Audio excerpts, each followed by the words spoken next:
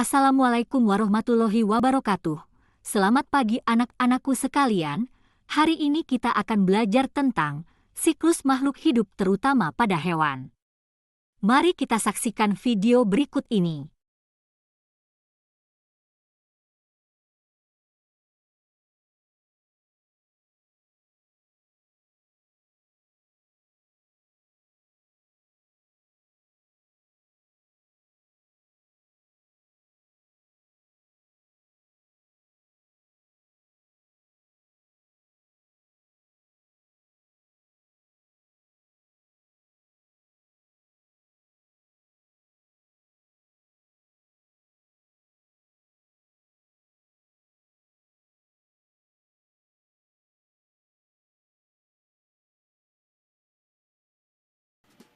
Siklus hidup kupu-kupu.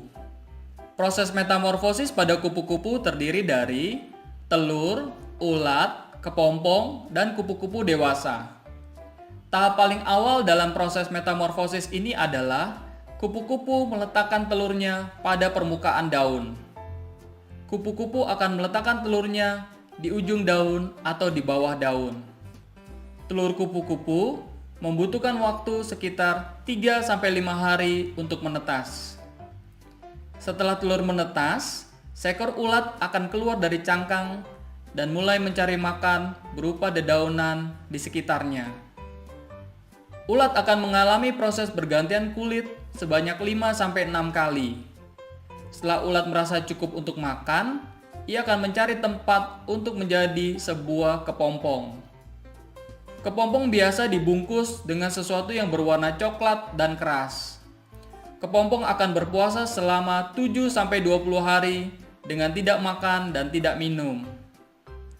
Kupu-kupu akan keluar dari kepompong dengan sayap yang masih kecil, kusut dan basah karena ada cairan.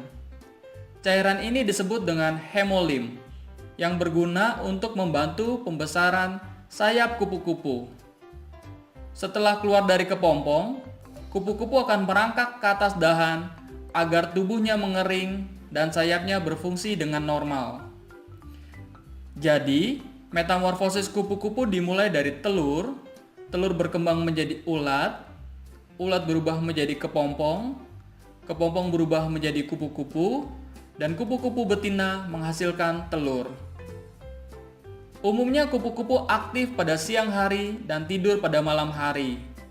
Kupu-kupu mampu terbang setinggi 2-3 meter di udara.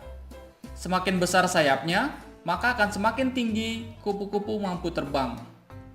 Kupu-kupu termasuk hewan yang mencari makan secara individu.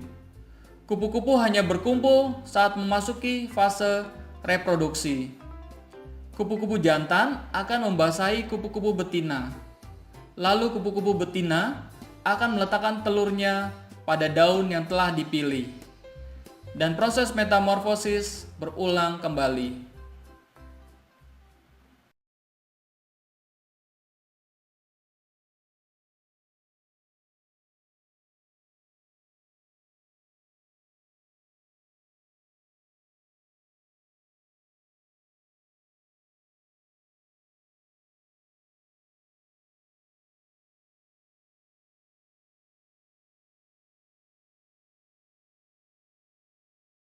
Siklus hidup katak. Siklus hidup katak dimulai dari telur. Biasanya, telur katak berada di air dan menempel pada bebatuan atau tumbuhan. Telur katak tidak memiliki cangkang seperti telur pada umumnya. Telur yang menetas berubah menjadi kecebong. Kecebong hidup di air dan bernapas menggunakan insang. Kecebong memiliki ekor untuk berenang. Kecebong berkembang dengan tumbuh sepasang kaki pada bagian belakang dan depan. Kecebong terus berkembang dan berubah menjadi anak katak. Anak katak kini bernapas menggunakan paru-paru. Anak katak sudah seperti katak dewasa, namun masih memiliki ekor.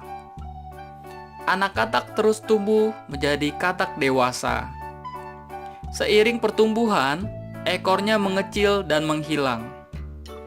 dan katak ini telah melalui proses metamorfosis yang sempurna. Katak dewasa dapat menghasilkan ratusan sampai ribuan telur.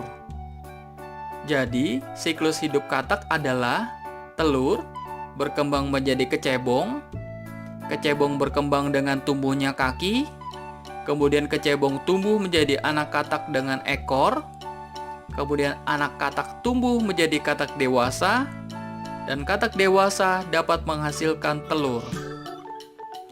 Katak termasuk hewan amfibi. Hewan amfibi dapat hidup di dua alam, yaitu di darat dan di air. Katak memiliki kulit yang lembut dan lembab. Kulit katak dilindungi oleh lendir yang licin. Katak cenderung tinggal di daerah yang lembab atau dekat dengan air untuk menjaga tubuhnya dari kekeringan. Katak memulai hidupnya di air dengan insang untuk bernapas dan ekor untuk berenang. Sejalan pertumbuhannya, maka akan terbentuk paru-paru dan kaki untuk hidup di darat. Katak termasuk hewan vertebrata atau hewan bertulang belakang, yang artinya katak memiliki tulang punggung. Katak termasuk hewan berdarah dingin, yang artinya katak memiliki suhu yang sama dengan suhu lingkungan sekitarnya. Katak bernapas dengan paru-paru dan dibantu dengan kulit yang dapat menyerap oksigen pada kondisi lembab. Katak dan kadal air termasuk hewan amfibi. Katak dapat hidup di darat dan di air. Di darat, katak dapat meloncat dengan jauh. Di air, katak dapat berenang dengan cepat. Semua ini karena katak memiliki kaki yang kuat dan berselaput. Katak suka memakan serangga-serangga kecil. Katak menggunakan lidahnya untuk menangkap serangga. Lidah katak panjang dan lengket. Saat seekor lalat melintas, katak akan menjulurkan lidahnya dan menangkap lalat itu.